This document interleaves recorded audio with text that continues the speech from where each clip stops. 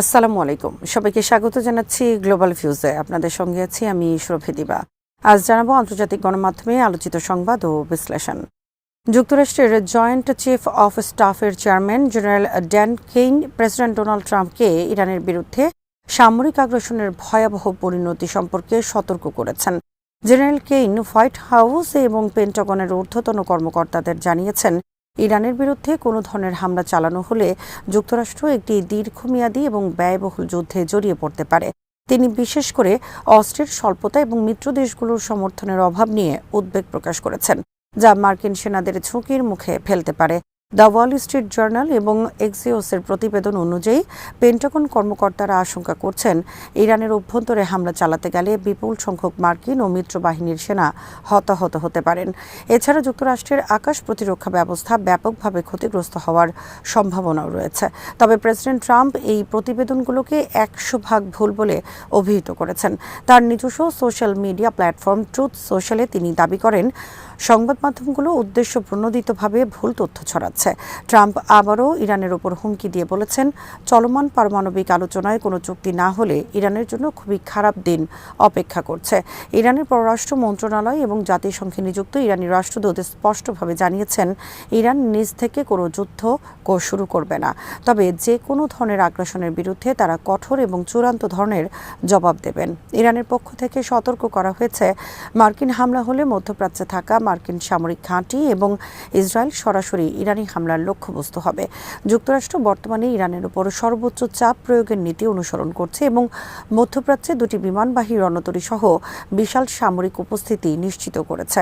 আগামী বৃহস্পতিবার সুইজারল্যান্ডে দুই দেশের মধ্যে তৃতীয় দফা আলোচনা হওয়ার কথা রয়েছে। ইরানের সঙ্গে ক্রমবর্ধমান উত্তেজনার মধ্যে মার্কিন প্রেসিডেন্ট ডোনাল্ড ট্রাম্পের পরবর্তী পদক্ষেপ কী হবে তা নিয়ে বিশ্বজুড়ে জল্পনা চলছে। আল মায়াদিনের এক প্রতিবেদনে জানানো হয়েছে, ইরান ইস্যুতে ট্রাম্পের চূড়ান্ত সিদ্ধান্তে তার ঘনিষ্ঠ দুই সহযোগী স্টিভ উইটকফ এবং জামাতা জারেড কুশনার গুরুত্বপূর্ণ প্রভাব ফেলছেন। প্রতিবেদনে বলা হয়, ট্রাম্প প্রশাসনের ভেতরে ইরানকে কেন্দ্র করে দুটি পক্ষ তৈরি হয়েছে। এক পক্ষ সরাসরি সামরিক সংঘাতের পক্ষে থাকলেও ট্রাম্পের বিশেষ দূত স্টিভ উইটকফ এবং সাবেক উপদেষ্টা জারেড কুশনার তাকে যুদ্ধের পরিবর্তে কূটনৈতিক এবং অর্থনৈতিক কৌশলে ফেরার পরামর্শ দিচ্ছেন।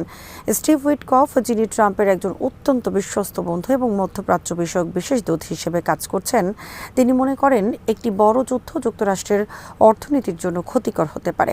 অন্যদিকে জারেড কুশনার তার আগের মেয়াদের আব্রাহাম অ্যাকর্ডসের সাফল্যের ধারাবাহিকতায় মধ্যপ্রাচ্যে স্থিতিশীলতা বজায় রেখে ইরানকে একটি নতুন চুক্তিতে বাধ্য করার পক্ষে মত দিচ্ছেন। যদিও ট্রাম্প সম্প্রতি ইরানের বিরুদ্ধে কঠোর হুঁশিয়ারি দিয়েছেন এবং মধ্যপ্রাচ্যে সামরিক উপস্থিতি বাড়িয়েছেন, তবুও তার অভ্যন্তরীণ সার্কেলের এই প্রভাবশালী ব্যক্তিরা তাকে স্মার্ট ডিল বা একটি লাভজনক চুক্তির দিকে উৎসাহিত করছেন।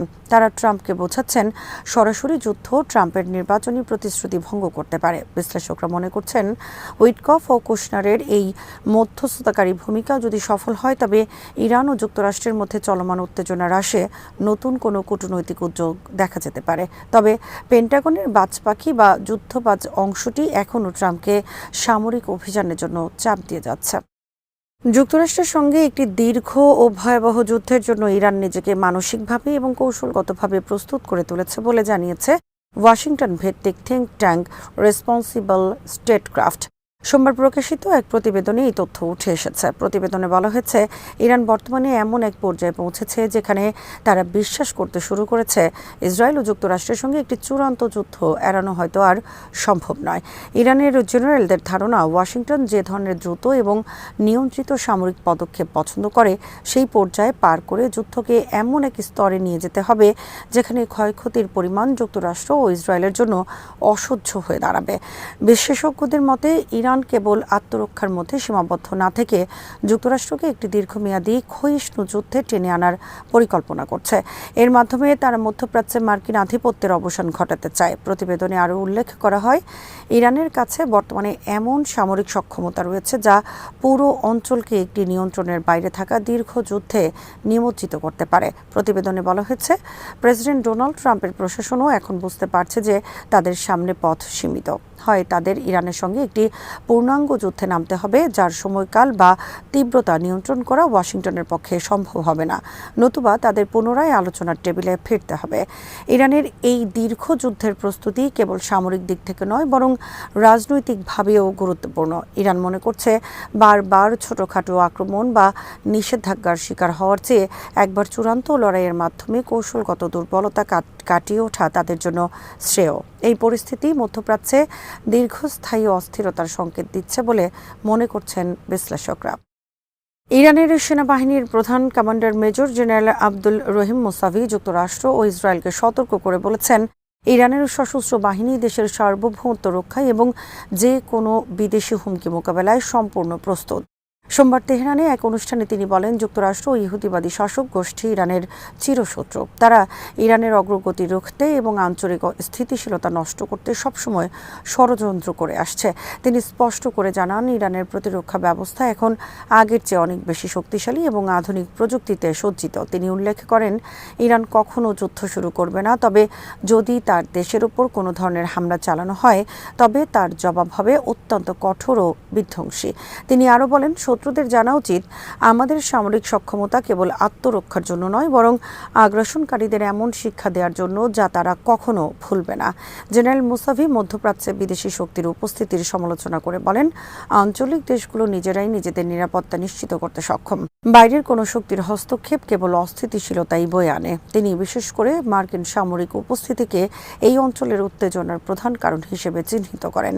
ইরানি কমান্ডারের এই বক্তব্য এমন এক সময় এলো যখন যুক্তরাষ্ট্র ও ইসরায়েলের পক্ষ থেকে ইরানের পারমাণবিক কর্মসূচি ও আঞ্চলিক প্রভাব নিয়ে নতুন করে হুমকি দেওয়া হচ্ছে। এর জবাবে ইরান তাদের ক্ষেপণাস্ত্র প্রযুক্তি এবং ড্রোন সক্ষমতা প্রদর্শনের মাধ্যমে নিজেদের শক্তির জানান দিচ্ছে। ইরানের শীর্ষ এক কূটনীতিক যুক্তরাষ্ট্রকে উদ্দেশ্য করে বলেছেন, ইরানের বিরুদ্ধে দেশটির নিষ্ফল নিষেধাজ্ঞা এবং যুদ্ধের ব্যর্থ নীতি পরিত্যাগ করার সময় এসেছে। তিনি কার্যকর কূটনীতি এবং পারস্পরিক শ্রদ্ধাবোধকে এগিয়ে যাওয়ার একমাত্র কার্যকর পথ হিসেবে উল্লেখ করেছেন। সুইজারল্যান্ডের জেনেভায় জাতিসংঘ মানবাধিকার কাউন্সিলে দেয়া এক ভাষণে ইরানের আইনি ও আন্তর্জাতিক বিষয়ক উপ-পররাষ্ট্রমন্ত্রী কাজেম গরিবাবাদি বলেন, ইরানের শত্রুরা হয়তো যুদ্ধ শুরু করতে পারে, কিন্তু এর শেষটা তারা নির্ধারণ করতে পারবে না। তিনি আরও বলেন, আপনারা ইরানের ক্ষেত্রে নিষেধাজ্ঞা এবং যুদ্ধ উভয় চেষ্টাই করেছেন, কিন্তু কোনো ফল পাননি। এখন কূটনীতি এবং সম্মান প্রদর্শনের অভিজ্ঞতা অর্জনের সময়। গরিবাবাদী স্পষ্ট করে জানিয়েছেন, ইরানিরা অন্য কোনো দেশের বিরুদ্ধে আগ্রাসন চায় না, তবে যে কোনো সামরিক বা রাজনৈতিক ষড়যন্ত্রের বিরুদ্ধে তারা দৃঢ়ভাবে দাঁড়াবে এবং মাতৃভূমি রক্ষা করবে। তিনি সতর্ক করে বলেন, যুদ্ধের পরিণতি কেবল দুই পক্ষের মধ্যেই সীমাবদ্ধ থাকবে না, বরং পুরো অঞ্চলকে গ্রাস করবে। ভাষণে গরিবাবাদী 2025 সালের জুনে ইরানের বিরুদ্ধে 12 দিনের যুদ্ধের কথা স্মরণ করিয়ে দেন। ওই যুদ্ধে 1060 জনেরও বেশি ইরানি নিহত এবং প্রায় 6000 জন আহত হয়েছিলেন। তিনি অভিযোগ করেন, তথাকথিত মানবাধিকারের প্রবক্তারা তখন যুক্তরাষ্ট্র ও ইসরায়েলকে সমর্থন করেছিল এবং জাতিসংঘ নিরাপত্তা পরিষদে সেই আগ্রাসনের নিন্দা জানাতেও বাধা দিয়েছিল। ইরানি এই কূটনীতিক অভিযোগ করেন, যারা মানবিক মর্যাদাকে মূল্য দেয় না তারা মানবাধিকারকে নিজেদের স্বার্থ উদ্ধারের হাতিয়ার হিসেবে ব্যবহার করছে। তিনি জানুয়ারির অস্থিরতার প্রধান উস্কানিদাতা হিসেবে যুক্তরাষ্ট্র ও ইসরায়েলকে অভিযুক্ত করে তাদের মানবতা বিরোধী অপরাধের জন্য জবাবদিহি করার দাবি জানান।